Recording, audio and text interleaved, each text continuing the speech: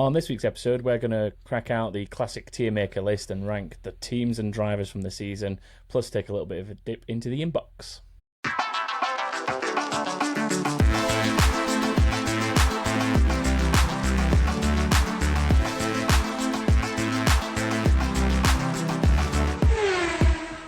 Hello and welcome to another episode of Back of the Grid. I'm your host this week, Tom, and I'm joined as always by Chris. Hello, hello. But also by a special guest who is a motorsport journalist, author, and all-round cat lover, Elizabeth Blackstock. Hello, thanks for having me. It's good to have you here. So Elizabeth's joining us for our traditional mid-season team and driver rankings. Have you prepared any thoughts on this matter, Elizabeth, or are you coming in just raw? I am coming in blind. I'm coming in hot. I am ready to roll with absolutely no preparation whatsoever, which is how I think I operate best. I think that's best, yeah. It's the Back of the Grid way. This is why you fit in here. If we tried to do this with just the two of us, we'd just spend an hour arguing about things. So at least with three people, we have like a tiebreaker. There you go. Given that Stu's decided to the nuance. Yeah. Right, so I will bring in this tier maker first and foremost. Let's get that in there. And yeah, we'll go. So we'll do this like back to front. We'll start from down the bottom end and work our way to the top. That seems the most logical way for viewer retention reasons. So we'll start with Sauber. Do you want to do the tiers for the audio people? Oh yeah, I suppose. Yeah, let's cover the tiers. So if you are listening at home, you'll now know rather than being able to see it on YouTube. But so we're going with top tier is category S. You know, basically can't do any better. You know, they're at the top of their game. We've got tier A, which is solid and reliable. You know, doing pretty well, but maybe a little room for improvement. Tier B is doing just fine. You know, don't expect that much more of them, but they're in the middle of the road. C is questionable. There's something not quite right there. There's room for improvement. And D shouldn't even be here, so shouldn't be on the grid. That's basically kind of what the gist we're going at. So we'll see who we dare to put down there as we go through. But yeah, let's start over at Sauber. So in terms of the heads-to-heads with Bottas and Zhou, it's a almost clean sweep for Bottas in qualifying. We've got a 12-1 win for Bottas there so far this season. Also one of the highest gaps between two teammates. About 4/10 it's working out. That's on average, isn't it, Chris, from your statistics? I've gathered some stats that does a clever thing with percentages in qualifying over the season. But yeah, it works out to about 4/10 on average in qualifying between them. Yeah, and that's the second highest gap across all the teams. In terms you can't guess who the highest is. In terms of races, it's a little bit closer. Bottas has 9 race finishes ahead of Zhou's 5. And in terms of points, they're the only pointless team on the grid overall, so 0 points in both camps there. Do we want to start with the team for the team's performance overall and the car, or do we want to start with the drivers? I mean, the team's the easiest bit, right? They're terrible. Yeah. They're just awful. Do we dare put them in shouldn't even be here? Yes, they're a D tier team by far. So, I forget that they kind of exist sometimes, and they have the brightest, greenest car in the entire universe. Impressive, right? It really is. I'm like, oh my god, I forgot Valtteri Bottas still is here. He's still kicking. It's scary, isn't it, that a car that bright and a driver that charismatic in terms of where he's at right now, just in terms of his personality, can basically go unnoticed all season. Yeah. A travesty, honestly. It's crazy. But yeah, I mean, I don't think there's going to be much arguing on this one, is it? Definitely a D tier performance from them. Hopefully it's because they're focusing on all things Audi, but we'll see. Out of the drivers, let's start with Zhou Guanyu, with him being kind of the lower ranked out of the two when it comes to the statistics. Where do you think we should be putting Zhou Guanyu? I'm disappointed with him this year. Last year he was he was showing signs of improvement throughout the season, and I was really hoping he'd kick on and give Bottas a bit more of a run for his money, and it's just not happened for him. I'm in the same boat there. Like I had high hopes. I like Zhou Yu. He seems like a nice guy. He has a cat that gets him instant points in my book. So he's good as a human, but as the driving this year has just not. It hasn't really shown anything. I think even when you consider the silly season that kicked off in January. Zhou Yu is like not even a factor in my mind of like who I think should be there. Unfortunately, my heart is saying D tier at this point. I know. Shouldn't even be here. I know. Wow. It's not even like he's going around crashing and making mistakes. No. He's just at the back all the time. Like if he was crashing, at least like maybe we'd have something like we'd talk about him. Yeah. Do you think that he will actually still be with the team this time next season? I don't think so. I think he will probably take his money and go somewhere else. I think he's got a lot. I would like to see him in Indy Car, honestly. I feel like he'd be a menace to reckon with in Indy Car, but F1, there are only 20 seats, my man. You gotta vacate it. I've got a feeling he might be Formula E bound. That also would make sense. Yeah. The EV market in China is massive. Like, he'd be a pretty good name to have as part of that. Mm-hmm. Because, I mean, the silly season over there is making the F1 silly season look tame. Like, after the Formula E season finished, there was just like a week of these guys are parting ways. This driver's leaving. This driver's leaving. Like, I think that's one of my favorite things about Formula E. Like, sometimes you get to an end of the season and they just have a shedding. Like, everyone's gone, everyone's over. We all hated each other, and now we're moving on to something else. Are we unanimous that it's a D tier then for Zhou on this one? We are. Okay, shouldn't even be here, Zhou Yu. Sorry, mate. It feels so harsh when we keep saying it, but the teams, I'm like, whatever, put the teams in the trash. The drivers, they're little boys. They're so sweet. Okay, Valtteri Bottas. Can I put on my resident Bottas fan hat? I mean, feel free. I think he's doing all right. I think in pretty terrible machinery, I think he's having like a fairly solid season. Nothing spectacular, but I think given what he's working with, he's doing all right. Like, he's pretty solidly trouncing his teammates. Admittedly, a teammate we've just said he's not up to much, but yeah, like he's not got any points yet, but he's come close a few times. Like when there's a chance, he's really been giving it everything. I feel like he could sit somewhere in the middle. Like, I'm going to push him to be a B tier. B for Bottas. B for Bottas doing just fine is what you think. How about and then you can both disagree with Elizabeth? Me. I love Valtteri Bottas. I would put him more in the C tier at this moment in time because I don't know. I think it is just a problem with the team in and of itself that we can't get an actual good reading on what Valtteri Bottas could do if he was in a slightly better car that could actually do literally anything at all. But also you'd hope that at this point in his career he would be helping the team get something at all. So that's my argument for C. So I think I lean more towards Elizabeth because when I look at like finishing positions, obviously there'll be different factors for these races because of who's not finished ahead of them. But Bottas's best four results are 13th, 13th, 14th, 14th. Zhou actually has an 11th, a 13th, and then two 14ths. So technically speaking, Zhou's had slightly better finishes, and that's why he's ahead of both Bottas and Sargeant in the standings. So I know it doesn't mean a whole lot, but he's technically been that little bit closer to the points in certain circumstances. So I think there's an element there that, stops me putting Bottas quite in that doing just fine. Like, there probably is that, there's a bit more he could be doing there, and he's maybe just holding on for next season, essentially, at this point.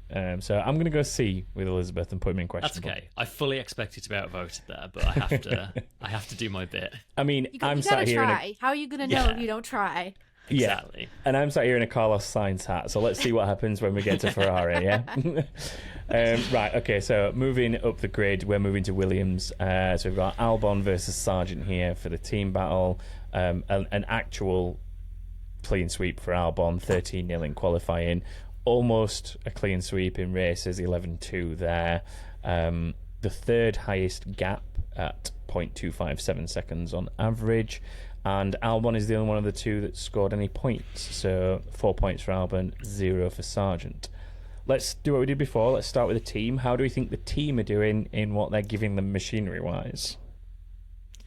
Williams are in a weird place this year because last couple of seasons they had a very peaky car. So they'd turn up to 1 or 2 races, be decent, score some points, and then be right at the back the rest of the season. This year, they've gone way more for a kind of all-round car, which means they're consistently 12th, 13th, 14th, and aren't scoring any points as a result. So they've kind of they've almost hurt their point scoring by getting better, which is, I mean, let's not start the argument of whether F1 needs a new point system or not. But I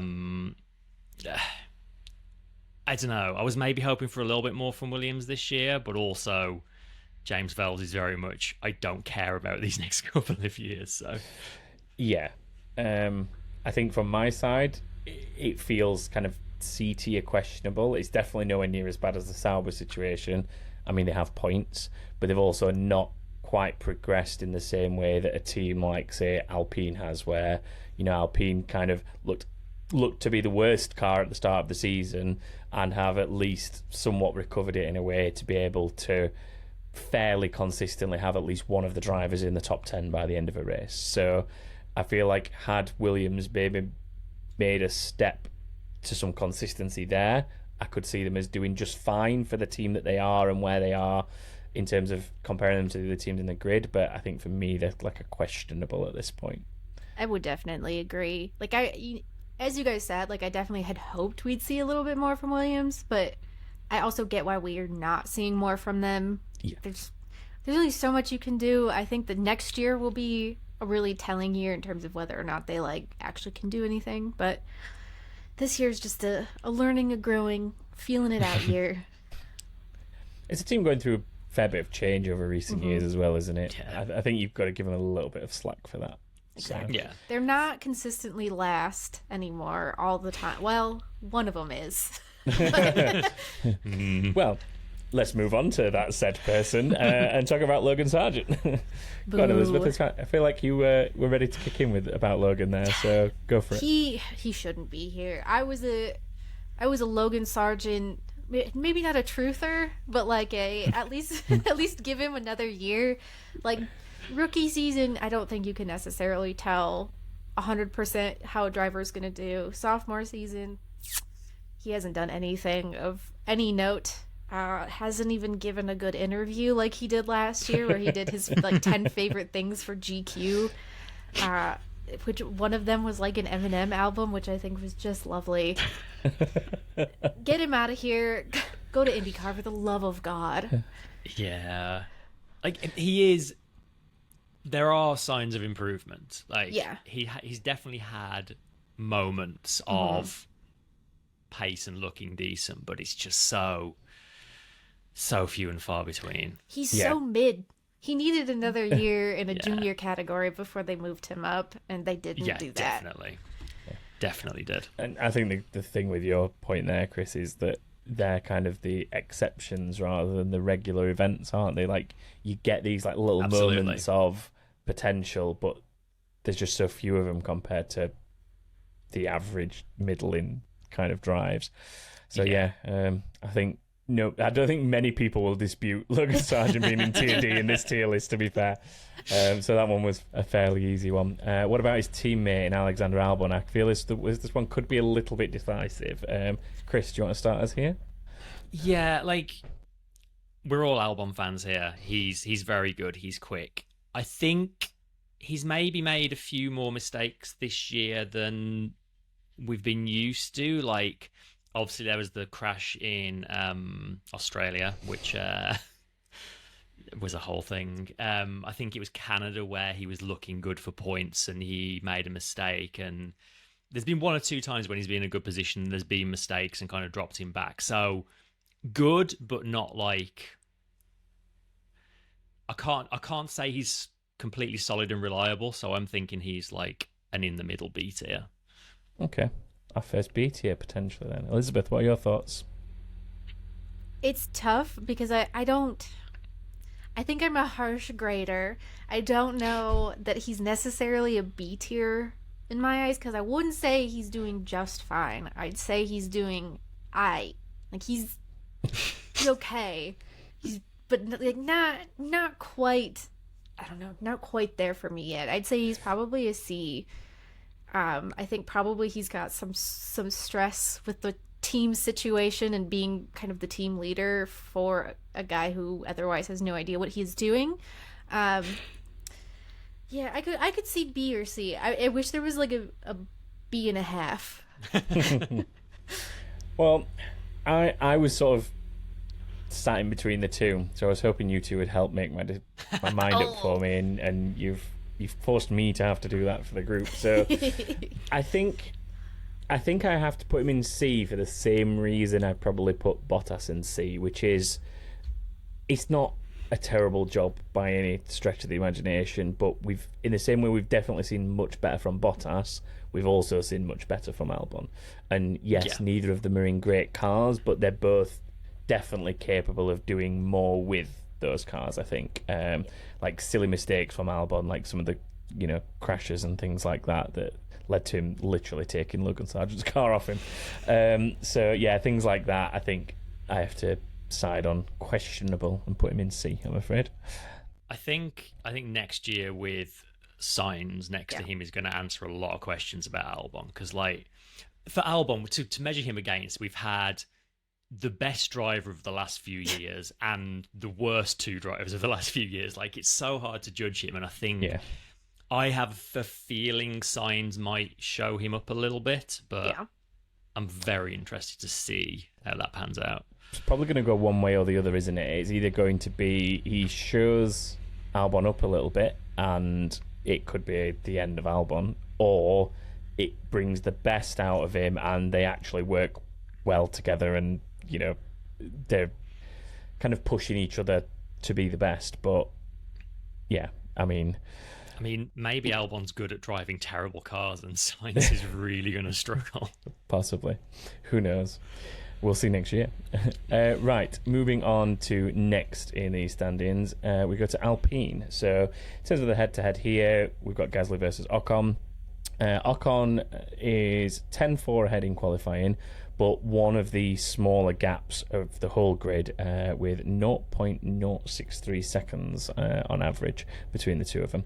And it's 8-5 in terms of race finishes to Ocon.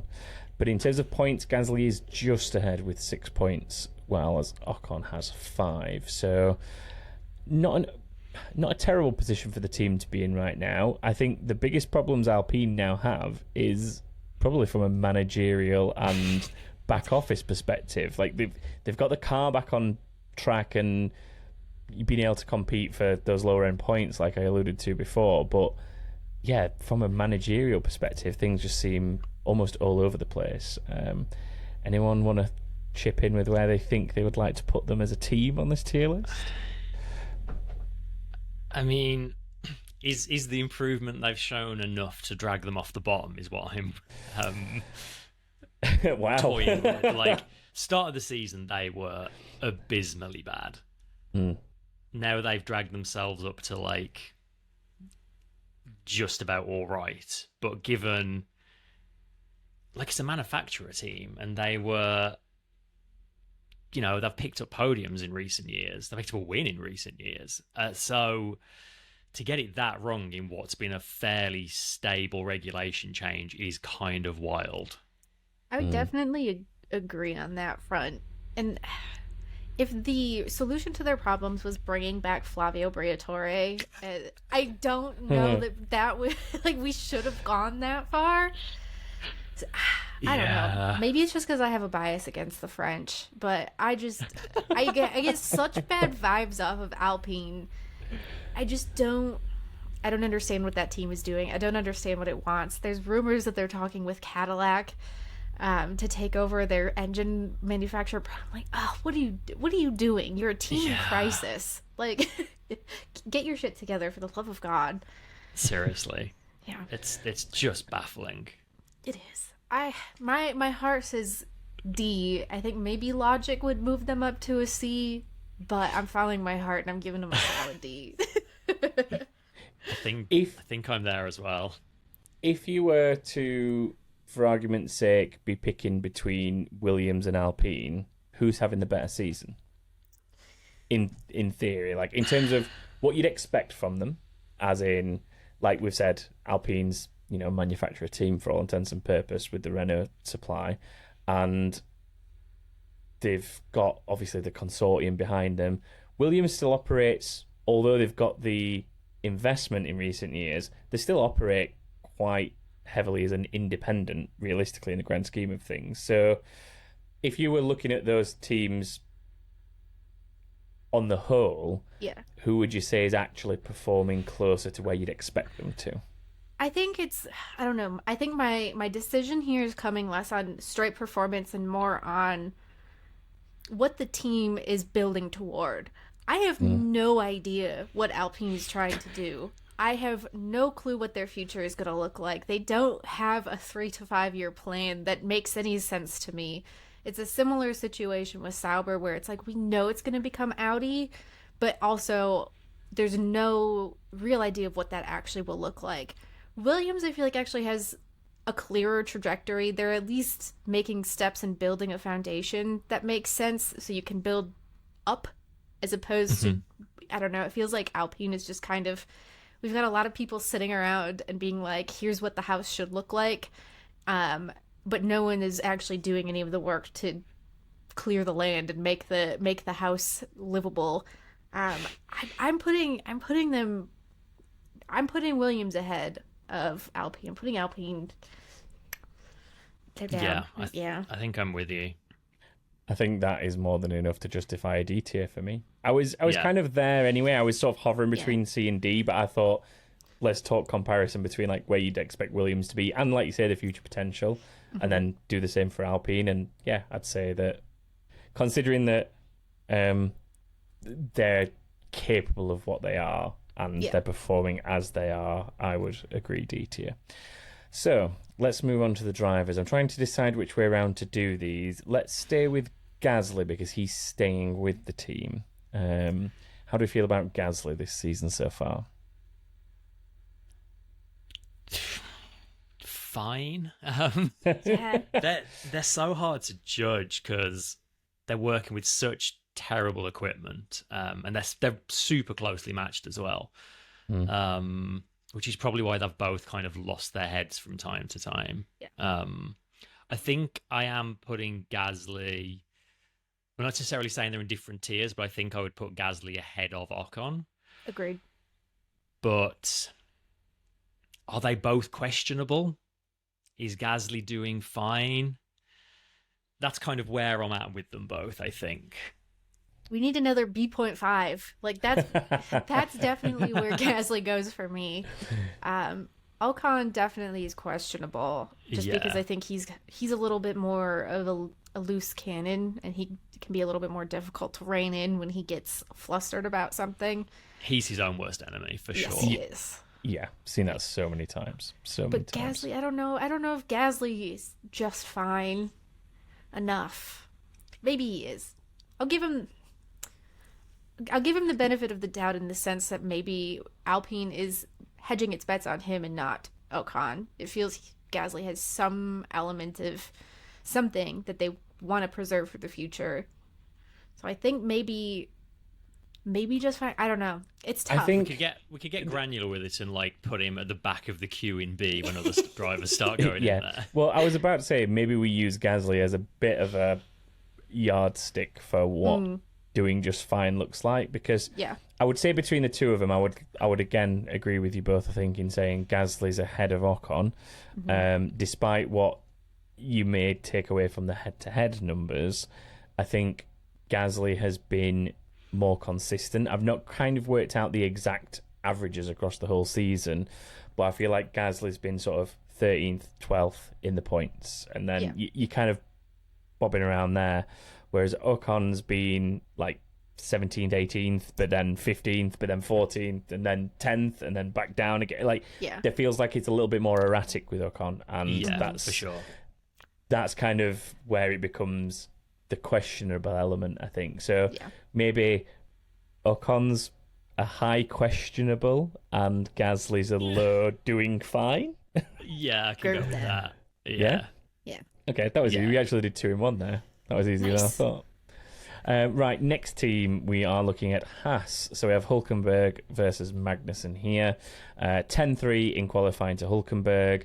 Middle of the road in terms of gap between them. They're 5th overall, and it's a 1.59 second gap on average in favour of Hulkenberg. 12 race results to Magnussen's 2, and 22 points for Hulkenberg to Magnussen's 5. Team, I'll sort of kick this one off by saying I think that this will be a difficult one for me to choose between doing just fine and questionable. I feel like it's a little bit like the Williams situation of, I think that they could be providing something a little bit better for those drivers, but I also sort of want to put them in doing just fine because Hulkenberg does manage to get decent results out of it, and it leads me more to thinking it's a sort of driver pairing issue, and they need to change that situation, especially with Hulkenberg leaving. You know, we're in a situation where they need to seriously replace that man, because I think they will start to struggle once he is gone, and he's maybe outperforming that car. Is quite possibly my line of thoughts. That's an overarching view of all 3 components there. Do with that what you will. I would put Haas firmly in doing just fine, to be honest. Like, I think they've done such a good job this season, especially with the volatility that the team has had, where they've just, I mean, I wasn't expecting much when they kicked Steiner to the curb. Not that I thought Gunther Steiner was perhaps the best fit for a team leader. He was all right, but I think he was, you know, they needed someone with a little bit more of a technical mind. And Ayo Komatsu seems to have done a pretty decent job with that. Mm-hmm. I think for some reason my heart is telling me that Hulkenberg is showing what the car can do, and Magnussen is not. Like, Hulkenberg is, they're giving these guys both the same car, and Hulkenberg, it works for him, and Magnussen just can't figure out what to do with the life of him. So I'm not putting that on Haas's. I don't think that's Haas's fault. I think Haas is doing good. Haas is just fine. So you're saying it's a more Magnussen thing than it is a Haas thing. Okay. Yeah. Magnussen's mentioned many times this year how happy like Le Mans winners and Indy 500 winners look, and how he doesn't want to end his career as a mid-tier F1 driver when he could be a great something else. So I think he's like checked out, honestly. I don't think he's putting in the effort to be an F1 driver that Hulkenberg is. Well, there's not that many seats left on the grid, and I can't really see any that would either want Magnussen specifically, or B, Magnussen would want to go to. I could genuinely see Magnussen in sports cars next season, because he's been there, he's enjoyed that, and you know, comments like exactly those you've mentioned, Elizabeth. So it's not giving me confidence that like you're gonna get in an F1 car and give it your all if you're I don't know, considering how happy you would be elsewhere. And some of the overtaking attempts he's made this season just smacks of like, I'm bored, I'm just gonna do something. It's like, remember when Jenson Button did that one-off race filling in for Alonso at Monaco, and he like flipped, I think it was Verline, onto his side because he was just like, I'm bored, I'm going to try and overtake. Magnussen's approaching the entire season with that, like, I'm just going to throw to the inside and see what happens mentality. You can't do that when you don't have a championship, my man. I am sorry to break it to you. Yeah, exactly. I think I'm I'm a B tier for Haas as well. Yeah. Like, they're considering where they have come from the last couple of years as well. Like, you know, I don't want to put everything on one person because everyone's bigger than that, but Komatsu seems to be like doing the business. Like, the guy's cooking. Yeah. He's doing a good job. Is Magnussen questionable? Is he worse than questionable? Magnussen is worse than questionable for me. Haas, I don't agree with the Haas mindset of like preserving the two middest guys in the universe just because we know that they have talent, and I think their strategy next year might have something fun about it, but like Magnussen, last year I was like, he needs to be done. I think he shouldn't be here anymore. I'm sorry, Kevin. Yeah. And I don't think he wants to be there, and I think if for no other reason, that's why he should be down there. Yeah, that's a big part of it, isn't it? Like, you put yourself there, bud.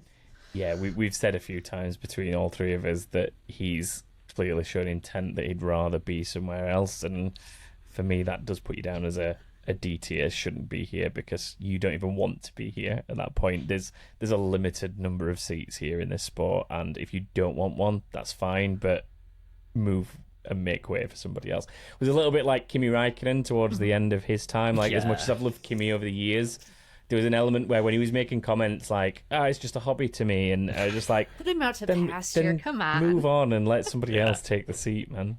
So, yeah, I think that. What about Hulkenberg? We've got the team in doing just fine. We've got Magnussen down and shouldn't even be here. Is Hulkenberg doing just fine, or is he actually solid and reliable? Because I would put a case forward to say I'd like him to be our first foray into the A tier of solid and reliable. I was going to put the same case forward. Yeah. If Nico Hulkenberg has no haters, I am dead. But he's done a good job this year. He does deserve the A tier. Yeah? Yeah. Like 22 points is an impressive total in a Haas. And his qualifying has been unbelievable this year. He's one of the best this season over one lap. He's been, really impressive. Yeah, I really hope the Audi thing works out for him. In a number of weekends, he's been sort of in that best of the rest position when you're kind of outside the top tier teams. So, I think for me, that's just like really solid. You can't do much better than that. So, I'm happy with that. Right, next team on our list is the team formerly known as Minardi, aka RB, aka whatever else they're called these days. That one. We'll look at Ricciardo and Tsunoda in this one. So 9.5 in qualifying to Tsunoda. One of the smaller gaps, it's an average of 0.081 for the gap there, which is 8th overall. And in terms of races, it's pretty close as well. So you've got 8 race finishes better for Tsunoda compared to Ricciardo's 6. But the points tell a slightly different story, with Tsunoda on 22. Time with Hulkenberg, and Ricciardo on 12. So screaming a little bit more consistency, let's say, from Tsunoda, a little bit like maybe the Gasly to Ocon comparison. Let's start with the team, as we have with everybody else. Any thoughts on Visa, Cash App, RB, whatever else it's called these days? I have so few thoughts on them as a team in general. To think about them.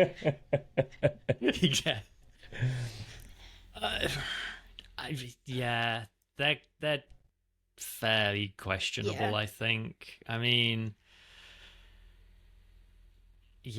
like they're 6th in the championship at the moment, but that's largely off the back of Alpine being awful. Like, they should be behind them. Like, they're just so mid. They're such a nothing team. They signed Daniel Ricciardo, which in and of itself is a questionable decision on my end. I used to be the biggest Daniel Ricciardo fan. He didn't need to be on that team. Put Liam Lawson in. Liam Lawson's a young boy. He's got things he needs to accomplish. Daniel Ricciardo, he's not doing it for the team. Ricciardo's presence at that team shows that they have no idea what they are doing with that team. Like, you can't call it a feeder team or a, like, junior driver team or whatever. Like, they're just filling up 2 spots on the grid, I guess. You can even call it a Yeah, sister team. it's almost like a holding ground now, more than anything. It's not even really a sister team because it's not like at the same tier at all either. No. Yeah. Solidly questionable, I think. Solidly questionable. That's where they're going. I mean, I think we've already got Elizabeth's thoughts on Ricciardo, but I'll allow her to expand on where she wants to put him in the list. Yeah, still, I'm on the shouldn't be here. He's done his time. He was good for a while. I don't know what happened at McLaren, but it killed his soul, and it's just kind of over now. So I think Big Dan should go do other Big Dan things somewhere else. I think he should go to off-road racing, if I'm entirely honest. I'd love to see him in Baja. Yeah, he should have just gone and done something else like 2 years ago, and he would have been so much happier. Like, yeah, or go and do NASCAR or something. Like, he'd have so much fun at something like that. Like, you know, to be fair to him, he is like showing signs of improvement. Like, the results are sort of coming back. He does look a bit more comfortable, but still, like, it's taken far too long for a driver that was held in the caliber he was there when on his return, wasn't it? I think that's the big kicker for me, unfortunately, is if he was as good as we all kind of almost wanted him to be, I feel like I have to say at this point, then he'd have been getting the consistent results much sooner. And I think maybe he's one of those drivers, we've said it before, that needs a very specific kind of car, but there's only one place, I think, on the grid that can give him that very specific kind of car, and that's the Red Bull, and I don't see him getting that seat anytime soon. So it's the only reason he's there is to get the Red Bull seat, and I think if they thought he was good enough for it, I think he'd be there already. Like, at this point, he's just in a holding pattern, I think. They'd have replaced Perez with him already, I think, if that was going to happen. So yeah, I think as much as it pains me because I love him from a personality perspective, I think, if he was in NASCAR, like, I can see that really working out because of the love that he's got for that sport and then his charisma. Like, I think he'd probably fit in pretty quickly and pretty well and probably become a little bit of a fan favorite to some degree. So yeah, maybe rather see him over there. What about Tsunoda? How do we feel about Yuki? Questionable. Pretty good. I mean, if anyone should be in the Red Bull conversation, it should be him, not Ricciardo. Like, I'm not saying I think he should be getting the Red Bull seat, but the fact that he's just not been in that conversation at all, and Ricciardo has, just feels completely the wrong way around. Like, he's still got mistakes in him, but like he's having a pretty solid season, I think. Okay, and I heard Elizabeth, just as you were starting there, kind of lean into thinking that Yuki might be questionable, and then just shocked at your analysis. So I'm intrigued to hear Elizabeth's side, and I can maybe be deciding factor. I think with Yuki, I've been saying for several years now, I think he's got skills, and he hasn't figured out how to put them into practice yet. But if I'm saying that every year and not seeing a massive improvement in terms of that, I'm kind of like, I don't know. I think he's still questionable for me because I've been questionable about him for so long. I think he's a great driver. I just don't know that he hasn't been able to put it together. He's made improvement in temperament and in a lot of other respects, but it just doesn't feel like it's been a permanent enough or reliable enough improvement for me to put him in doing just fine.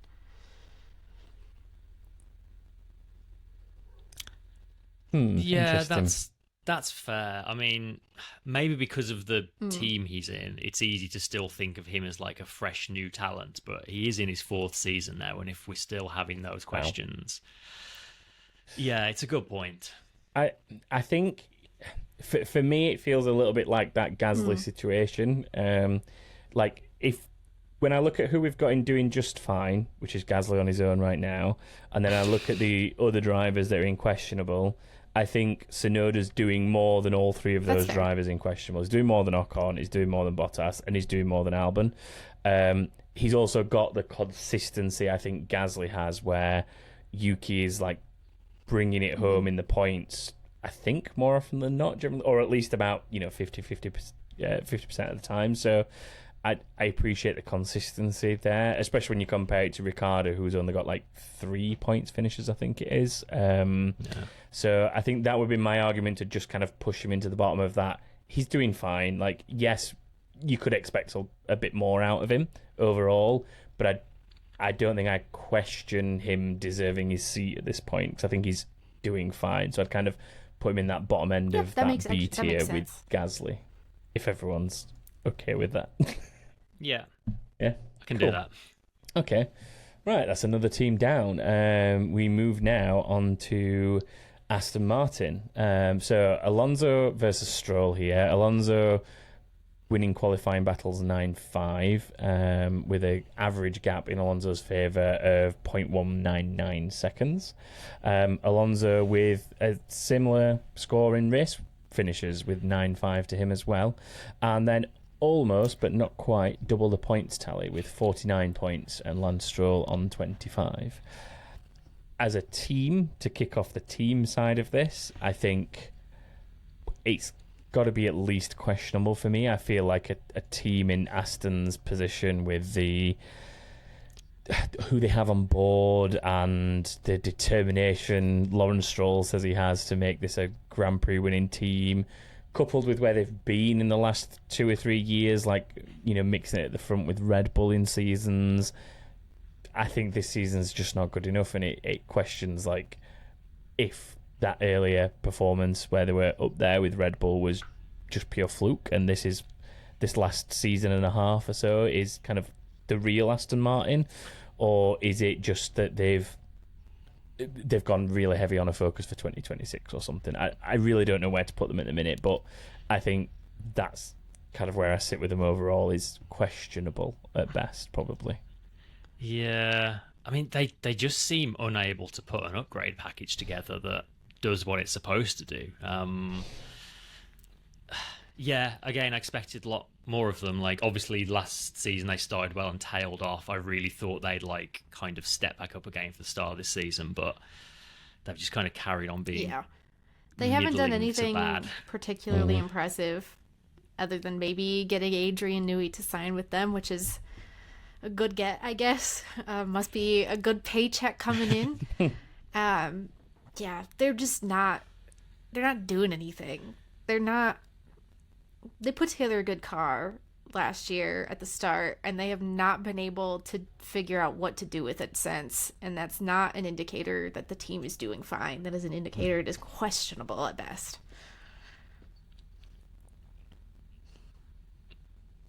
Yeah, absolutely.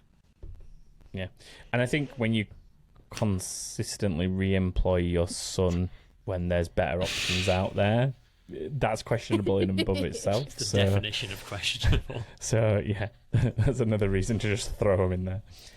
Right, let's look at the drivers. Let's speak with the son. Young Stroll. Where do we see young Lance in this? Young Lance, it's not been good, has it? I mean, it rarely is with him, but he's got, 5 points finishes this season? Maybe it's the Alonso bias, but looking at the kind of head-to-head stats between them, I can't help feeling like those numbers could be much further apart if Alonso was actually trying. Because I feel like half the time, if Alonso's like not in a decent position, he's just kind of like, whatever, I'll bring it home in 14th, like whatever. I can't do anything more than that. I mean, if we're going to call a tier shouldn't even be here, like Lance Stroll is the epitome of that, surely. Yeah, I think for me as well, like, you've seen the same story play out again. So, for example, last season you had Alonso on more than double the points that Stroll was on. Now, it was last year when, to be fair to Lance Stroll, he injured his wrists pre-season, wasn't it? And he started the season, but ironically, maybe, I don't know if that's the right word to use here, but he was actually better with pins in his wrists than he was after he'd recovered from that injury. I think that just says everything I need to know about Lance Stroll, to be fair. It fits the pattern of this season. Like, we've had Sainz had his appendix out, he won the next race. Yeah. Piastri apparently broke his rib. Yeah, Norris smashed his face and won a race. Piastri apparently had a broken rib when he won his first race. So it matches the pattern. Injuries equal success. Yeah, I can't put him any higher than shouldn't be His here. interviews as well. Rooted to the bottom. I just can't. There's His so many interviews are drivers so down there. We're going to have a... Oh, yeah. Oh, well, so the bad. blinkered nature of him. Yeah. Like, the whole thing with Ricciardo in China, where he, like, just was insistent it was Danny Rick's fault. Oh, and man. Was like... I think it was just the way he was just so confident that, like, yeah, the guy brake checked me. It was all his fault. Like, just yeah. And then the team defended him as well. That's kind of another one of those things that drops him down into that questionable tier. Is the fact that they just backed him up and went. I wrote a story about that, and Aston Martin reached out Are you personally sure? to be like, we about love that whole Lance incident. Stroll, and he's a valued member of our team. And I'm like, okay, that's fine. I disagree, but thank you.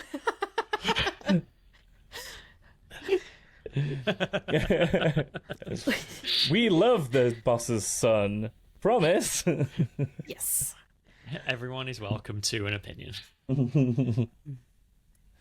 Okay, what about Alonso? Where do we think Alonso is? Because I think Chris touched on something where he said the gap could be bigger if Alonso were actually trying, and I think this maybe puts him in that Bottas questionable category where, don't get me wrong, Alonso's a talented driver, but I feel like he's capable of more than what he's doing at the minute, but that could just be me.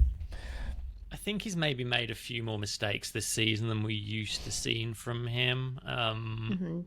I think I'd still say he's doing fine. I would agree with doing fine. I don't think personally. he's done bad enough for me to consider it being questionable, but he could be better, obviously. I think he's got a lot more potential, but I wouldn't say that he's done bad enough or like intentionally performed poorly enough that I would drop him down to questionable.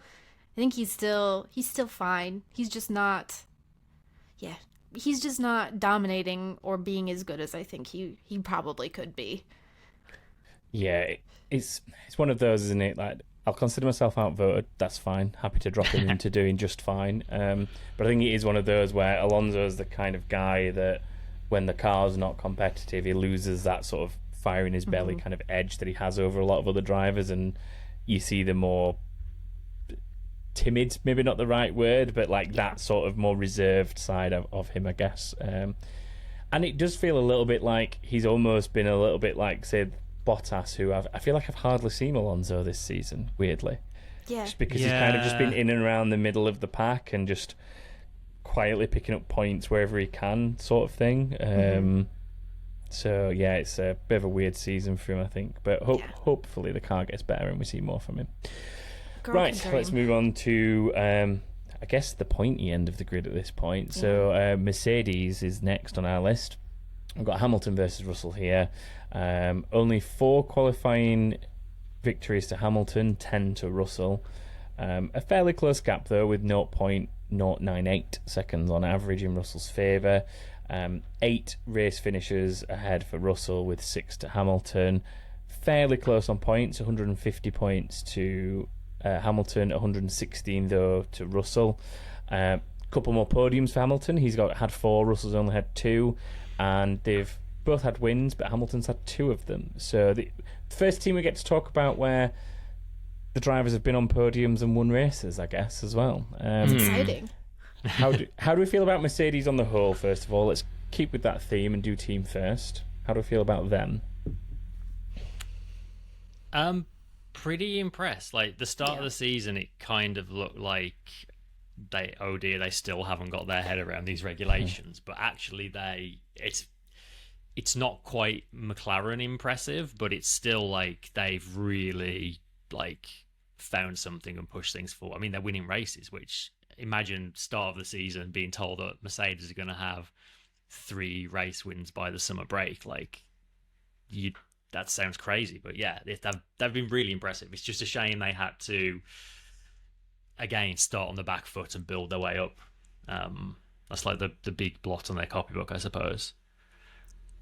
Where would you put them? A tier, B tier? I think they're definitely doing better than fine, so I think they're in A for me. I would agree. It seems like they figured things out now, and they've got, they're making progress moving forward, have some understanding of the machinery and technology that this whole regulations that they finally gave up on that stupid zero side pod concept, which they held on to for far too long. They look like they're in a really good position for the rest of the year. Yeah, I think to actually develop themselves back into contention, being at the front, and arguably possibly third fastest at the moment, because I feel like despite Ferrari still being ahead of them in the standings, Mercedes have potentially leapfrogged Ferrari at this point in terms of just overall performance. And from where they started, I think that's the Mercedes of old, where you can turn up with something that's not what you expected, analyze what's wrong, and develop your way back into contention. And I feel like the last season or two previous, we'd lost that element of Mercedes somehow. And yeah, whether it's that they were trying too hard to make an edgy concept work for the sake of like not looking like they've given up on something that was their like unique piece, or whether it was just that they didn't know what to do outside of that. I don't know I couldn't tell you what the reasons were, but this feels like Mercedes of old, where fair enough, start of the season wasn't great, but they've developed their way back into serious contention. And I mean, you only have to look at the number of races in the lead up to the summer break that one of their drivers won one way or the other. Like, they won 3 of the last 4 races. It's not bad. So, and we're on the podium for the last 6 in some capacity. So when they started the season the way they did, I don't think you'd have seen that coming by this point already. So I'm more than happy to have them in solid and reliable for where they're at now. In terms of the drivers, let's start with Hamilton. I think Hamilton's the easier one of the two, possibly, but feel free to correct me.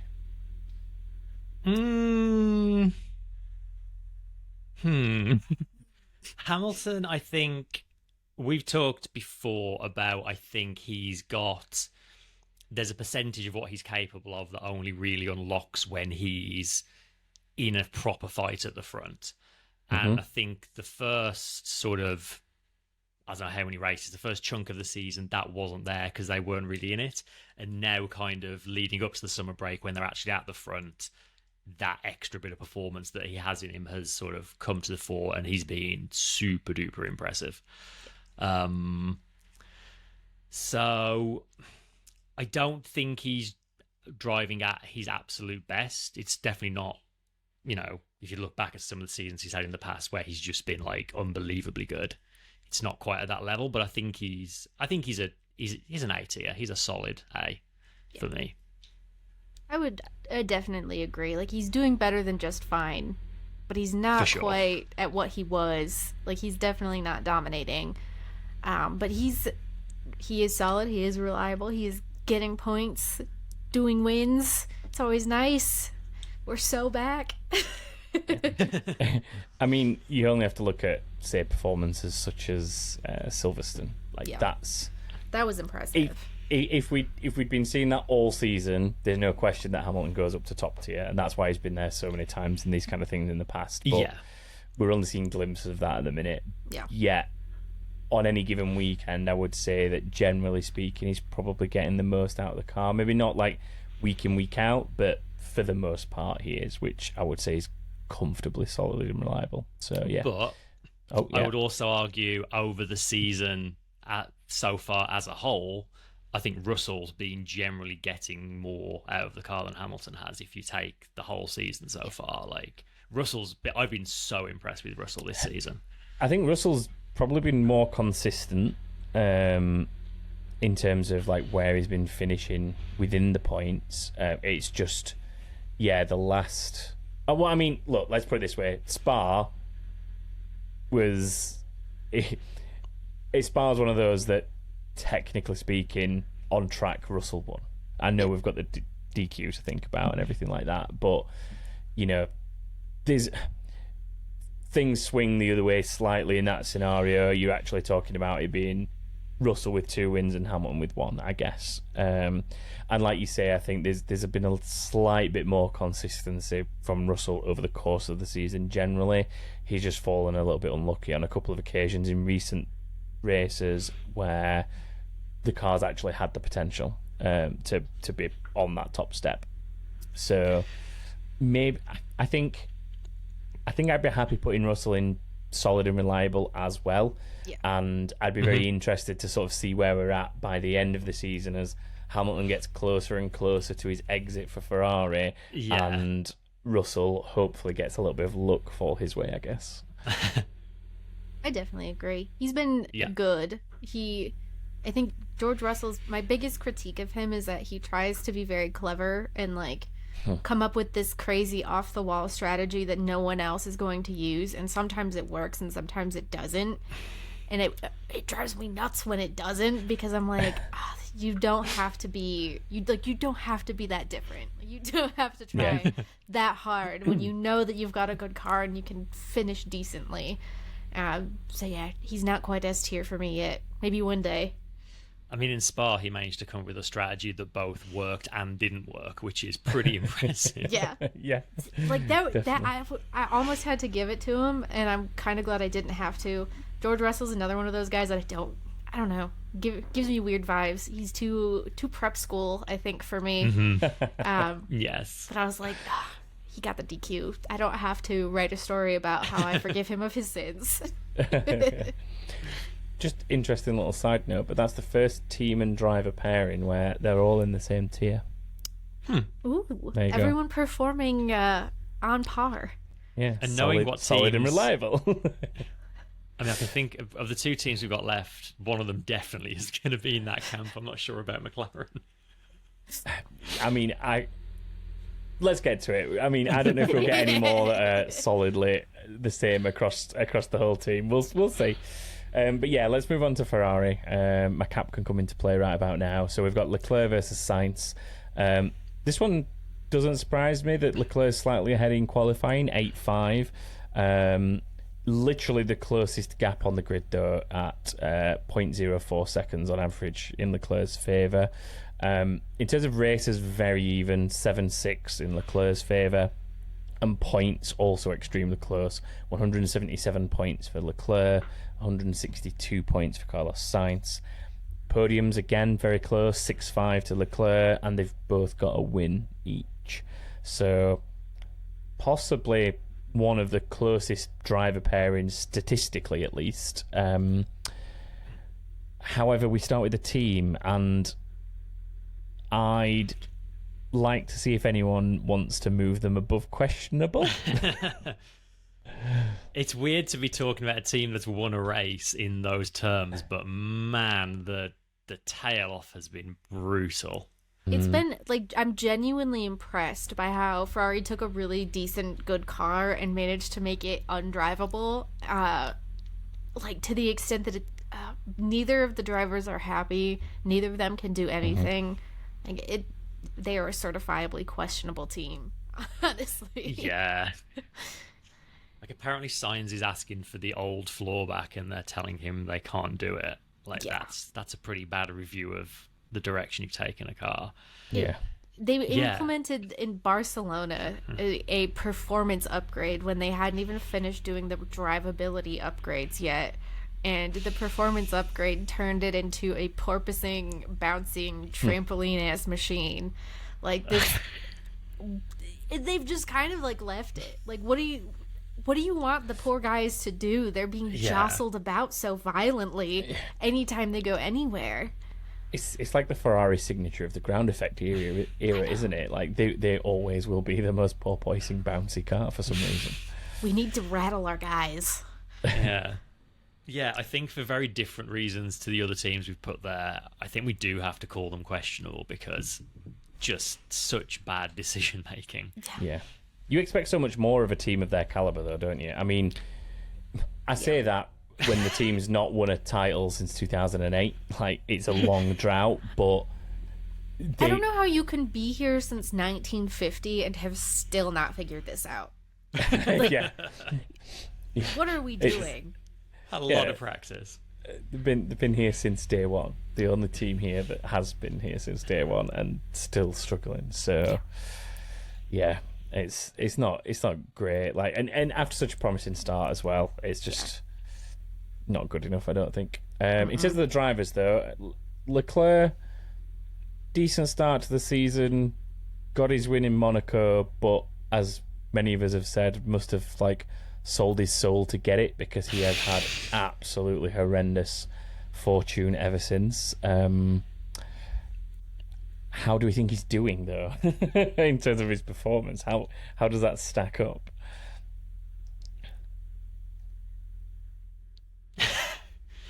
This one is the hardest, because I'm like, I want to say that the drivers are outperforming the car that Ferrari has given them, but then I say that out loud, and I don't know that I actually even agree with that sentiment. But I think that might just be because the car is so hard to wrangle. Like, you can't make a bucking Bronco go smoothly. Like, I don't know. Yeah. It's difficult. Like, looking at what they're dealing with and what Leclerc has done this season, part of me is like, is he the second or third best driver this year? And he just is doing it in an awful car. I mean, we've always known he's a great qualifier, and he's had some amazing qualifying performances this year. I mean, that win was super impressive. He's a really tough one to grade. So I feel like since Monaco, yes, he's had horrible luck, but I don't think it's all just been down to chance or specifically the car. And the only reason I say that is Carlos is still... I mean, Carlos has been... This is going to all come back to me wearing this hat, isn't it? Carlos has been like really consistent this season, sort of solidly reliable to finish basically behind whatever combination of the best two cars are that day. I mean, he will pick up a podium if people are dropping out ahead of him, and if not, he will be solidly like 5th or 6th behind the actual faster cars. I don't think you can ask any more of that. So I would like Carlos Sainz to be solid and reliable for that reason, as I take my hat off. I don't disagree with you on that. Like, I know that they've got the kind of discrepancy in points or whatever, but Sainz also did miss a race because he had a faulty appendix. So, yeah, like, what could he have done with that one? Maybe he would be ahead. Maybe he would... I don't know. Yeah, maybe another 18, 15 points, something like that from that weekend. Like, that was start of the season. They were pretty competitive, and the other 3 races around it, he was on the podium. So, for argument's sake, you would say he would be on the podium, same as Leclerc was, and that would give him about 15 to 18 extra points, which does just about leapfrog him above, or at least puts him like exactly tied with Charles. Yeah. So I think Charles has had more of a volatile season and more of a... But maybe that's just because he's a sad boy, and that's how it always seems. I don't know. It's tough. I would put Carlos in solid, reliable, and I'd put Charles Leclerc in doing just fine. Ooh, that's kind of how I see it personally. Yeah. I feel like Chris wants the challengers on Charles Leclerc's position here. Yeah, I think Leclerc should be up in A as well, personally. I think it's weird, like, for both of them, their highs have been extremely high, but their lows have been pretty ropey as well. Like Silverstone, when Ferrari was seemingly trying to set the record for the most tyre sets put on a single car. Yeah. I feel like Carlos Sainz would have been like, no, what are you doing? Whereas Leclerc was just like, oh, okay, I guess I'll come into the pits again. Like, just sort of... But that for me is a difference in the tiers between the two of them this season. Maybe. Like you say, Carlos would have said, no, I'm not doing that. That's a dumb idea. Like, whether he's on the way out or not, like, he would have still been quite firm about it. And in the past, Leclerc's been fairly firm about it, but for the last few races, it feels like he's just been a bit of a passenger to the disaster that is Ferrari strategy and planning. Whereas Sainz kind of does that little bit extra to almost stand up for himself or make the decision and put it to the team. And I think that's just a tiny little bit of separation in them at the minute. But I should really go put a different hat on, shouldn't I? It's having an effect. No, I mean, I'd like it on record that I think Leclerc should be a higher tier, but we're a democracy here, and we'll go with B. If it's any consolation, I've put him as literally the highest one of the people in Okay, doing just fine. Is that okay? I'll take that. Yeah, okay, I'll take that. Okay, well, with that, we will move on to McLaren. Norris versus Piastri. So in terms of qualifying, Norris is winning 11.3. Middle of the road kind of gap is a 0.121 between the two of them on average in Norris's favour. Races again slightly in Norris's favour, 9.5. In terms of points, fairly close. We're on 199 for Norris and 167 for Piastri. 8 podiums for Norris to Piastri's 4, and they both have a win between them. In terms of the drivers' standings as well, Norris currently sat in second, ahead of what is a very, very close group, and Piastri's kind of in the middle of that, sandwiched between the two Ferraris in fourth. So, pretty decent position. I think overall, in terms of where McLaren have come from in the last couple of seasons to where they are now, I'm tempted to be McLaren fanboy and go top tier here for the team, because I don't think there's that much more they could be doing other than strategy. The big smudge on it for me is the mistakes in the strategy and the kind of messing around with the drivers, and if anything's going to drop them from that top tier down, that's what it is, because when you're in a title battle, which they could, well, for constructors they literally are in that now, potentially for drivers if things keep going their way, but those kind of mistakes and issues are the things that will cost you those titles. So as much as I want to put them in top tier for a team, I think that they probably need to be solid and reliable at best, probably. That's what's making me hesitate as well. Yeah. They're making such hard work of it. Like, it's, I mean, we said it, I think, after Silverstone, like, if I've said it a few times this season, like, they haven't learned how to be a front-running team yet. They're still trying to strategize like they're a scrappy midfield team, and that's not what they are anymore. And they're, just making some very strange decisions. They probably should have won at least one, possibly 2 more races this year. Yeah. I think I would put them in the solid and reliable category. Like, they just haven't quite proven to me that they're a top-tier team yet. They're close. They are, like, scratching at the border of that, and I think we could see them ascend at the end of the season, but there's just so many stupid little things that they've done where it's just like, what are you doing? You have everything in your hand and you've done like the craziest option possible. Why would you even consider that? Yeah. I'm going to move us on to the drivers, because I think we're all pretty confidently unanimous that we're solid and reliable there. Discord chat are already calling me out saying I should go put on my Lando hat for this next bit. So let's just talk Lando Norris. I mean, there's a little mini behind me somewhere, if you can see it. I'll get that one out for the Discord chat and just hold it up. Surprisingly, I'm not going to put Lando top tier. I think solid and reliable, but he's made his own mistakes, I think, so far. Like, he could be doing better, and he's, I guess, learning how to fight at the front for serious points and serious results, but it's not perfect yet. It's not like the best he could be. So although he's having a very good season, I think the highest I would put Lando Norris is solid and reliable. But I'll open it to the floor. I think I'm with you on that. Like, he has been very, very, very good, but there are still, like, he needs to stop losing so many places on opening laps. I think some of his decisions in wheel-to-wheel combat, like, even if he's not causing incidents, he's maybe leaving himself in a position where incidents could happen, whereas the smarter choice might be to kind of back out and fight another day. There's rough edges that still need sanding off, I think. And I think that's why I would put him in B, honestly. Like, if I'm looking at the other drivers that we've got in the A tier, and we've got a group that, like, I could see, I mean, maybe not Hulkenberg at the current team he's in, but any of those 3 drivers, I don't know. They know how to manage a race, start to finish. They might do something stupid in and amongst there, like a weird strategy call, but I don't know.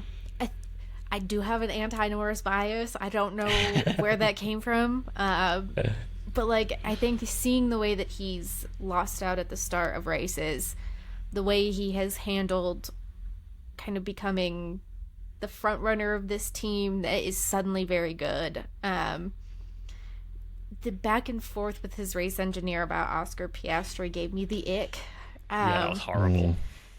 I think that one for me is more McLaren's doing though than Lando. Like, yeah. Again, it could be biased, but I feel myself siding more with the driver in that scenario because the team, like we said at the time when we did the episode, Chris, I think we were both kind of saying the team made the mistake there by putting them in that situation to begin with, and they could have done so much more to avoid it. And no matter who the driver is, I don't think I'm ever going to begrudge them trying to barter their way back into a win when they're literally in first place on the track. I completely agree on that front. I think Lando has had opportunities that he has lost out on that weren't the team's responsibility, and I think that's what makes me think that. However, it is a democracy, so I'm not gonna oppose an A tier ranking. I do think he's moving up. Like, I think he's making progress. I wish there again an 8.5 would be perfect on there.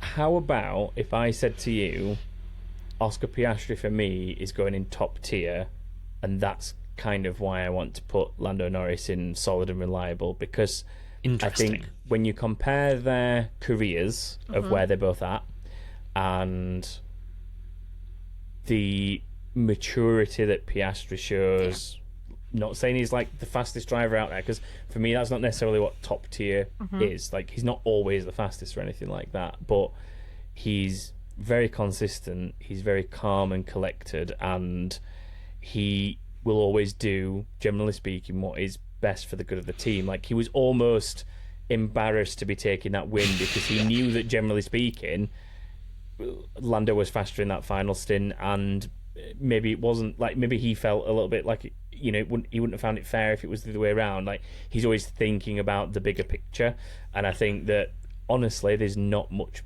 better Oscar Piastri could be doing right now other than just continuing to grow and continuing to get faster. And I will take that, honestly. I think, because I would put Piastri in that top tier. I think he has something over Lando. Lando's been here for so long, and I think I still feel like he's, I don't know, it's so strange because he's been in F1 for ages now, and I still look at him and I'm like, oh, he's still got work to do, he's still kind of unpolished, rough around the edges. And then I look at Piastri and I'm like, Piastri feels like he has been here for 95 years. Like, he's a seasoned veteran. He is like a level-tempered guy, who is, you know, he's not, I don't think he's spectacular quite yet at the moment, but he is so good that he's not just solid and reliable. Like, he is, I think, in my opinion, a step up. So I can take it. I think Norris came into the sport with the speed, but it's been the mental side of thing, you know, the racecraft decision making is what he's been developing, whereas Piastri seems to have just been born with just like the perfect racing driver's mentality, and the speed and the tyre management is where he's been lacking, but that gap to Norris is getting smaller and smaller. It wouldn't surprise me to see Piastri end up finishing ahead of Norris in the championship this year. Potentially, if it keeps going in the direction that it is, in terms that gap's of closing rapidly. And I think this is it, isn't it? There's an argument to say that, you know, in Norris's defence, that he's not really had opportunity to be in this position before, but neither has Piastri. So I think that they're kind of playing on a level playing field in that perspective. And for Piastri to be as junior as he is in his career, it's just that bit higher. So yeah, are we agreeing here? Piastri in the top tier, and Norris in that middle, that solid and reliable tier. Yes. Okay. Yeah. Right, that went better than expected, I think. There, that was that. Still not a team with everyone in the same other than Mercedes, but let's leave that be. And I don't think we're going to get that this last one either. So let's move on to our final team for the season. It's Red Bull. I'm going to run through the stats. I don't think I need to, but here we go. Verstappen has won 14-0 in qualifying. The average gap is the biggest of all at 0.486 seconds in Verstappen's favour. There's only one race result where Perez has been ahead of Verstappen, and that's... I'm trying to think off the top of my head right now which one that was. Yeah, it will be, won't it? Yeah. it'll be Australia where he retired, so...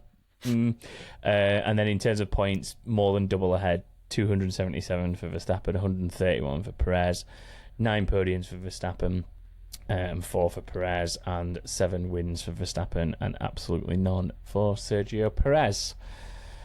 Team-wise, how do we feel the team are doing in terms of just overall performance and management, let's say?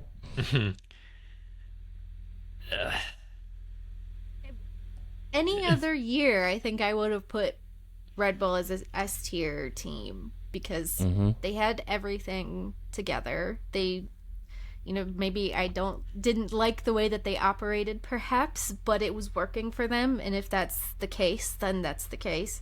This year, it seems like things have just kind of fallen apart on the back end in a lot of ways. We've had the Christian Horner scandal. We've had infighting amongst everyone in Red Bull, Jos Verstappen, Helmut Marko, everyone going to the media to share their thoughts about any old nonsense that they can think of.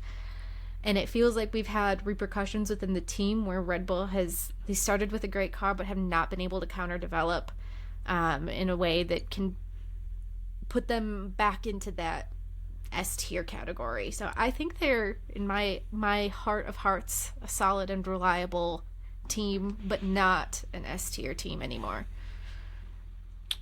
Yeah, I think I can agree with that. Like the operational stuff, like the pit crew, the strategy, that is still like second to none. Like that's in many ways why they're still winning as many races as they are, even when they don't actually have the fastest car week on week. Like they just nail those kind of things. But like the development's just not really there. Like there's just so much distraction. Like there's so much nonsense around them, which is having an effect on them on track. Like as much as they might try and argue that it's a whole separate thing, like it is having an effect. And sort of as a result, they've just lost the biggest name you want on your team in F1, at least in a non-driver respect. So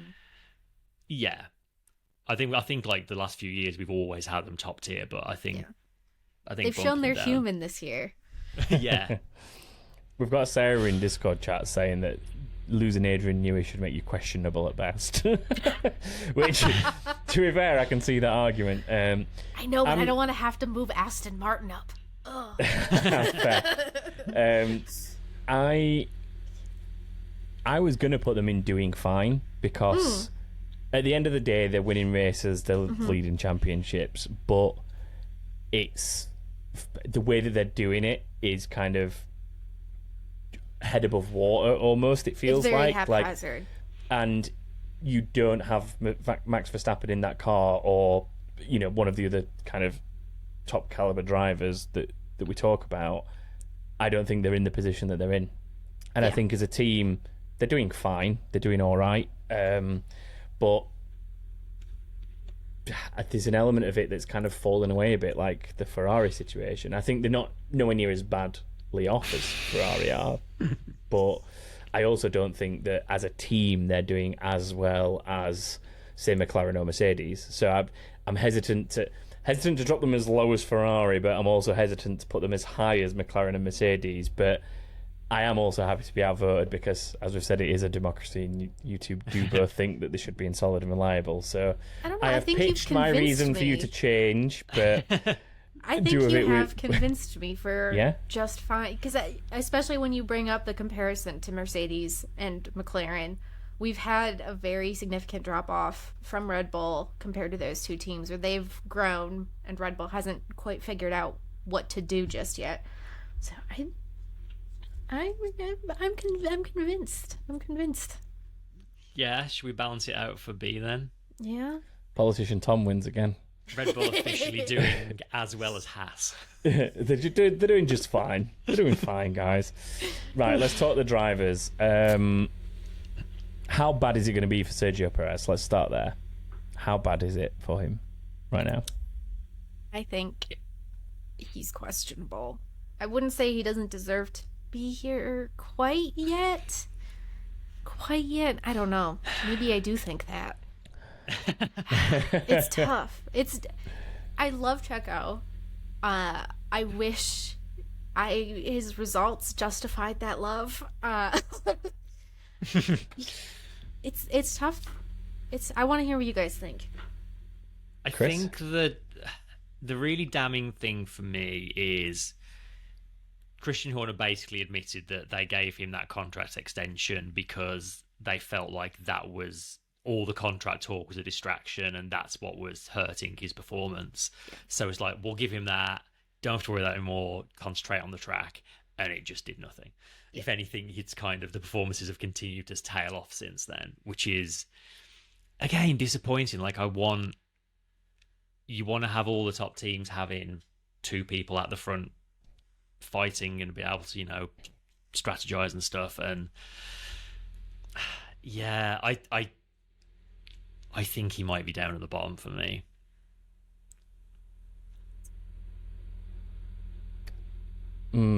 That means I have to decide, doesn't it? I feel bad saying it because, he seems like a very nice guy, but I mean, I don't necessarily disagree, and I think that's the tough part because I wish I could wholeheartedly be like, no, he still deserves a spot in F1, but I think he hasn't really shown that he should, and I think maybe my hope is on the rest of the season because these are coming up. These are good tracks that he enjoys. These are things he's good at. But I guess that's unfair to project into a thing that has not happened yet. So based on this performance this year, I think I would say, actually, yeah, he shouldn't be here. I was shocked that they kept him. I thought that for sure that they were going to drop him after the break. Do you know what? I think as much as we know Perez has passed where he's been really strong with sort of those middle of the table teams, and I feel like he could go through a whole kind of Albon and Gasly style arc of, if he did leave Red Bull, do absolutely fine for another one of those teams in the future, if he chose to stay around, that is. I think we're judging it by how he's performed over this first half of the season, and if you were taking that in sole isolation, I think you'd say he shouldn't be here. So unfortunately for me, he is down in D tier. As nice a guy as he is and as good a history as he's had, unfortunately that's where he is for so far this season. And that brings us to our current championship leader, a man of many moods, fellow cat lover. This could get him in top tier in Elizabeth's book. Who knows? But yeah, it's Max Verstappen. See, I have a long-standing beef with Max Verstappen because he replaced Jean-Eric Vergne, who was my favorite driver, and I haven't let that go. It's been about a decade, and I've been holding on to that since. How dare he? I know. I do miss Jev, though, to be fair. I do too. He was such a I nice miss so many boy. of the Red Bull juniors that went on to do other things as well. Mostly Formula E. Yeah, Jerome D'Ambrosio, he was another great one. I love Jerome. Sebastian Buemi. Just a bunch of good dudes who didn't quite cut it. I don't think I would consider Max a top tier driver. I hate saying this because I'm in between top and A. I think Max has, obviously he's won more races than anyone else. He's still in charge of the championship in a very dominant way. I think I don't necessarily know that I would see Norris competing for that title quite yet. Maybe next year, but he's also Max has lost his temper. He has reverted back to the past Max that I was very critical of with making stupid moves and getting frustrated and not thinking things through. I don't think he's quite a top tier anymore. We've definitely seen the worst of him come back this season. But then he's also been unbelievably fast and won a bunch of stuff.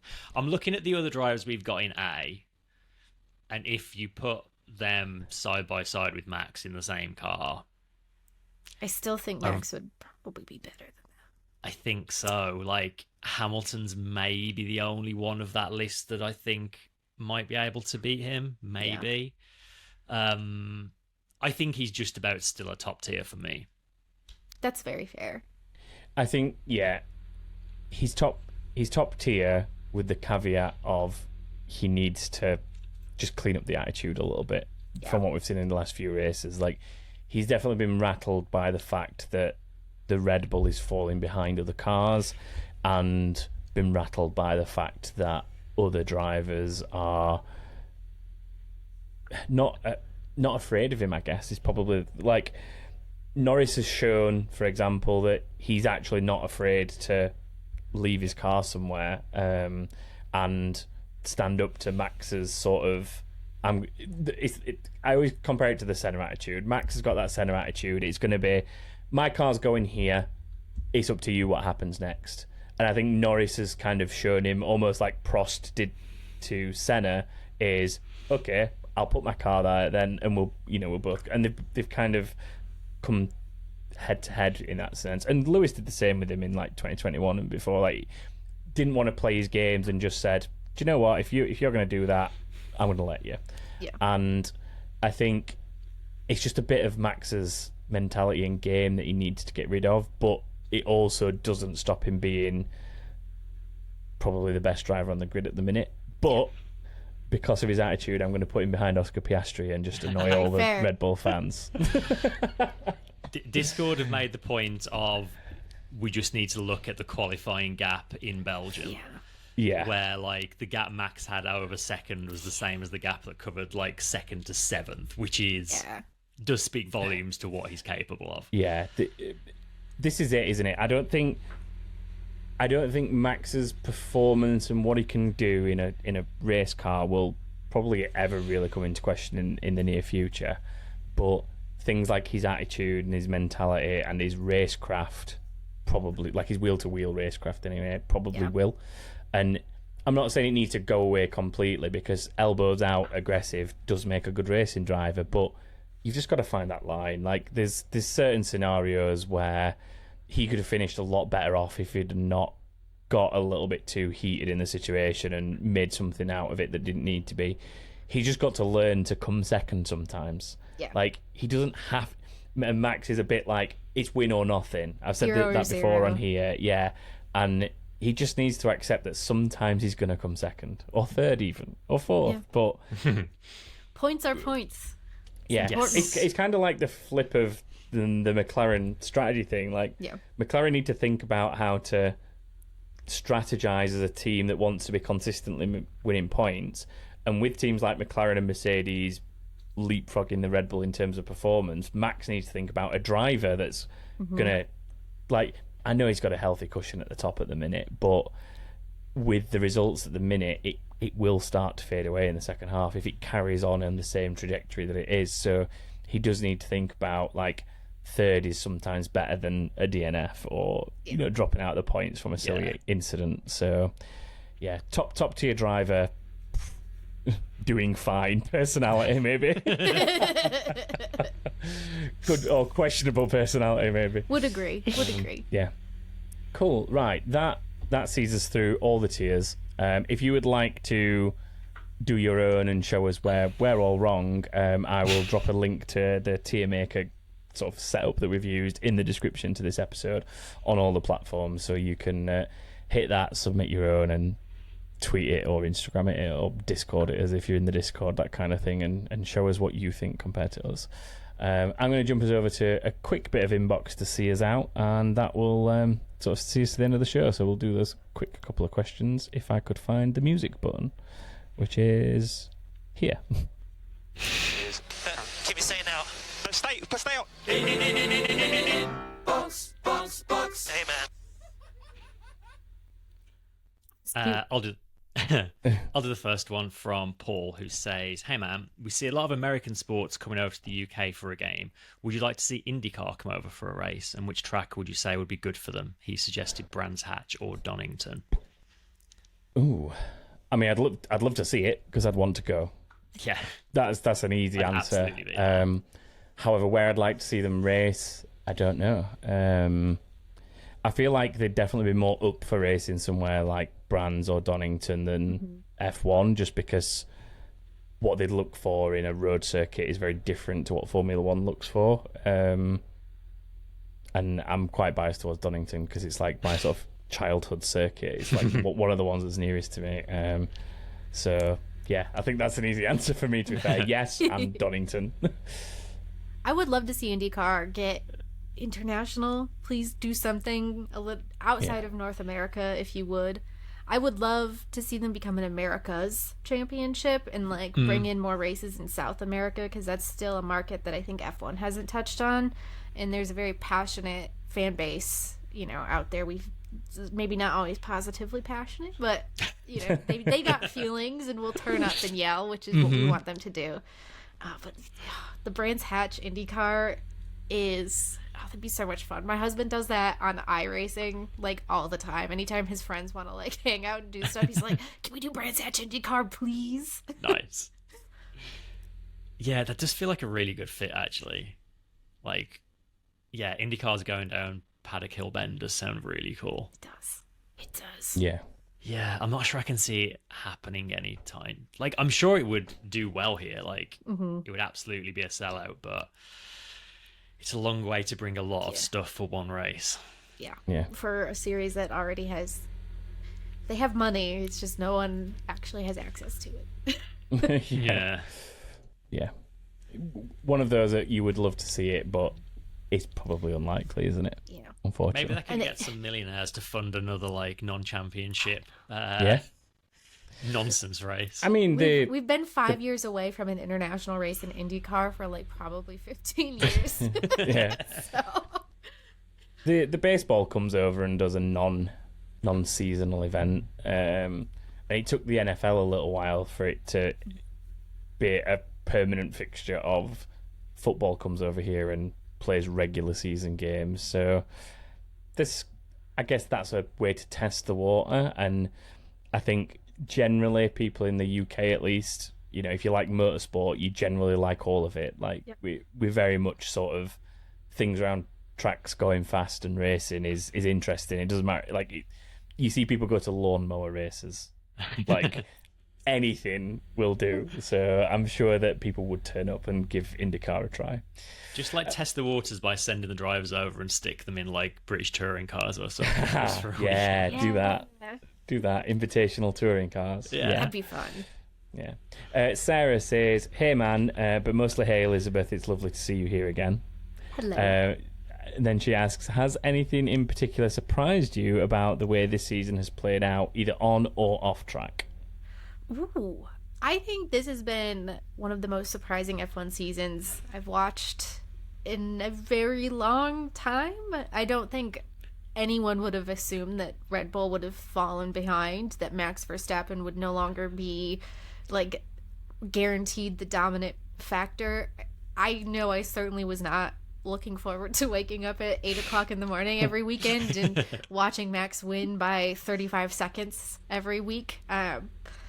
It's cool to see the way that the regulations have enabled different teams to get involved now that they've figured out upgrades and stuff. I think that has been the most surprising aspect for me, just because we usually don't see that happening until, you know, I would have assumed that would happen next year, not this year. So it's fun that it's happened in the midst of these regulatory changes and not like at the very last second, so that we can all go back to, you know, have a brand new set in 2026 and then rue the day because we had such good racing in 25. Yeah, it's maybe a little early to say for sure, but it certainly feels like this is the sliding scale, wind tunnel, and CFD rules kind of starting to show some success, which is good, because I think that's a thing the sport's needed for a very long time. So it's good that seems to be making a difference. I think the other kind of big surprise for me has been Sauber / Audi, and how much they just haven't done anything. Like, they made that big decision to like move in much quicker than they first planned to. Like, it's like, this is just building blocks for Audi coming in, and they've just done nothing. And now there's all the personnel changes. Like, it seems, I think for a driver like Carlos Sainz, who pretty much could have gone anywhere he wanted other than maybe Red Bull, for him to turn them down in favour of Williams is a pretty damning review of the state they're in at this point.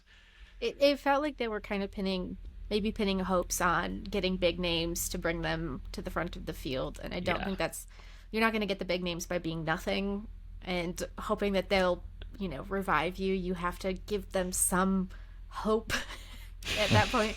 But very, very bad news bears from Sauber. I'm hoping, but I don't know that I have much hope. No, not right now. Yeah, I think the main surprise for me is seeing McLaren and Mercedes develop their way to the front. Like, I didn't think that they'd develop themselves through the season, but more I didn't think they'd develop themselves into almost guaranteed like race wins at the minute. It feels like they're in. So yeah, that was a bit of a nice surprise. Do you want to do the last one, Chris? There's a bonus last question from Wes, who says Lando has been in F1 for a number of years now, as you pointed out earlier, and seems to be struggling with being in a front-running team. How much responsibility do you put on Lando for this, and how much is on the team? If the team leadership is constantly saying that their goal is the top, shouldn't they be putting as much effort into the drivers as they do the car? That's a really good question. There's a lot of nuance to it, and I think being in that mental state where you can be a championship contender can be very difficult.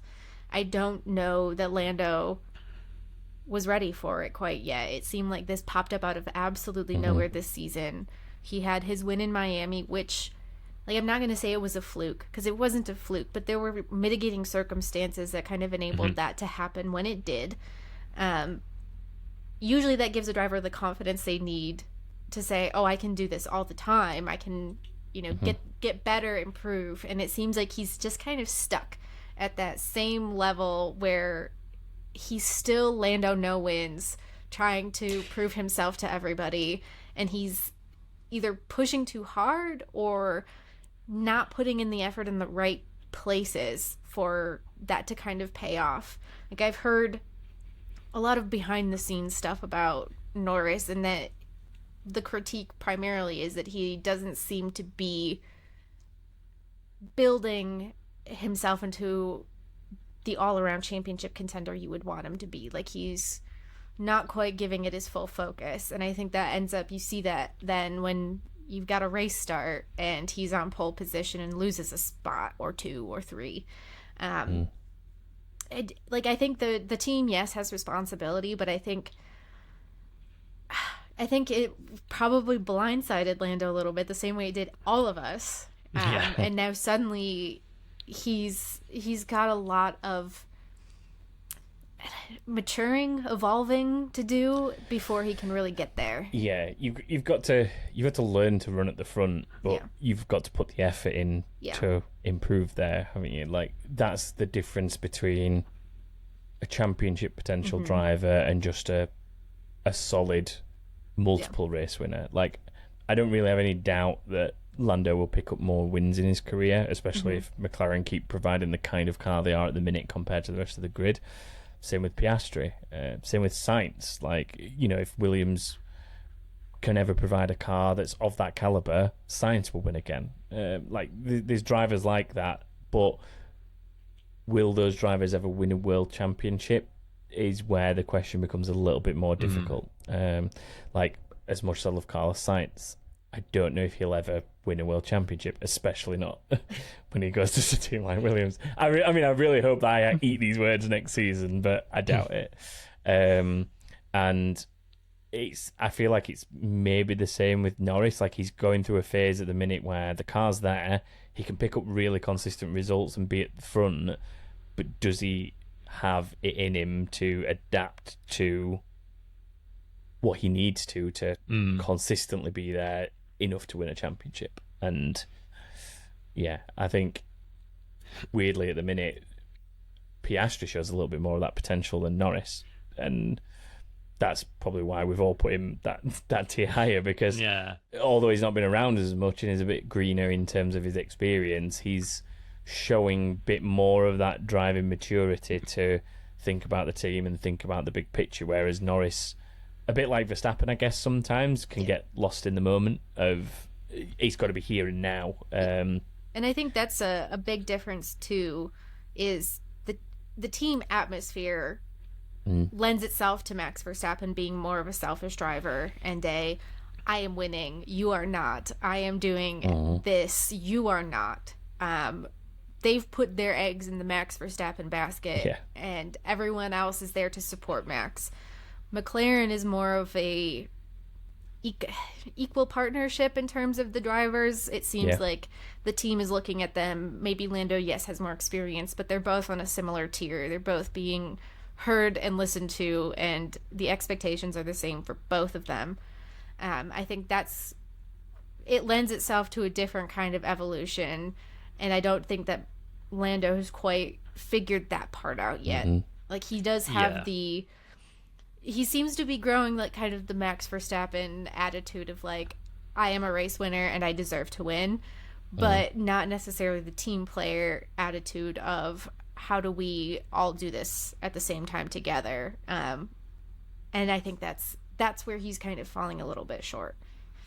Yeah, I think you touched on something I've been thinking of as well. Like I think the lack of winning a race probably played on him more than he would have admitted, and I almost feel like the manner in which he did finally win a race and then the lack of wins since then has almost kind of not removed that thing that's on top of him. Whereas with Piastri, he's not been around long enough to feel like he deserved to win a race yet. He's already got one, so that driver pairing is going to be a really interesting one to see develop, because McLaren right now have got this like, we're a great happy family and we're all pushing the same direction, but like that never lasts.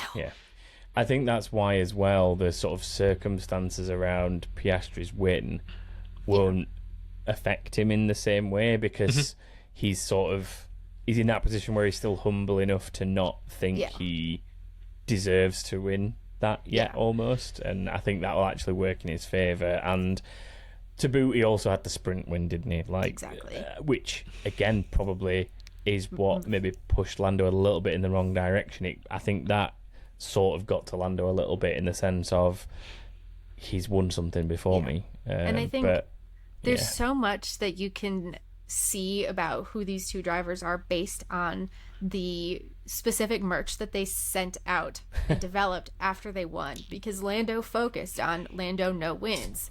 He built his merch about his first win around the fact that everyone said he didn't win.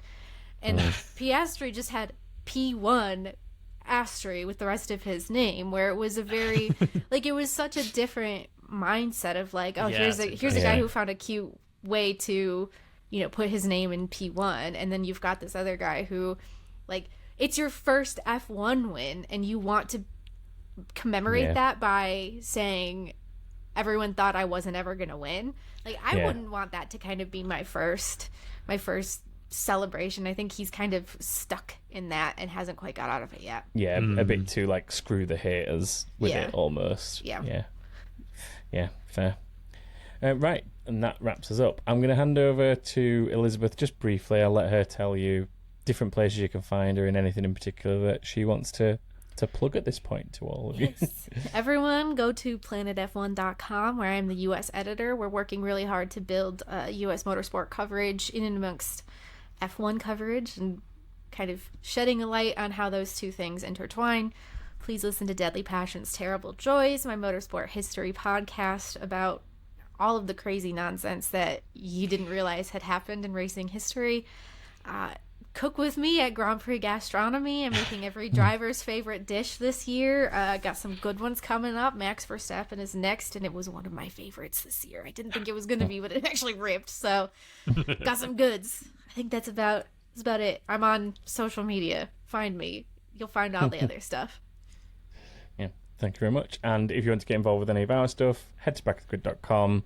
All the stuff for Predictions League we do through the season is there, as well as the fantasy leagues, and you can obviously find us on all the socials as well. If you're here on YouTube, then please do remember to do that whole like and subscribe thing, leave comments, all helps the algorithm, and we'll always do what we can to get back to people on comments and all that kind of stuff. So we look forward to hearing from you there. That is it. So enjoy the rest of the summer break, everyone. Thanks again to Elizabeth for joining us, and we will see you as we start heading into the next part of the season. Goodbye, everyone. Bye. Bye.